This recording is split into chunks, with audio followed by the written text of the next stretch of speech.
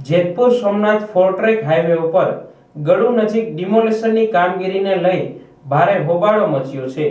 કોઈ પણ જાતની પૂર્વ જાણ કર્યા વિના હાઈવેની બંને સાઈડ પર આવેલી દુકાનોના છાપરા ઉતારવાની કાર્યવાહી શરૂ થતા વેપારીઓમાં રોષ ફાટી નીકળ્યો હતો।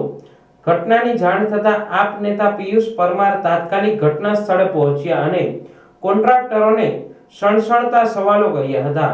તેમણે પૂછ્યું કે કોઈ પણ વેપારીને અગાઉ લેખિત કે મૌખિક જાણ કરવામાં આવી છે કે નહીં। આ મુદ્દે અનેક સવાલો ઊભા થયા છે।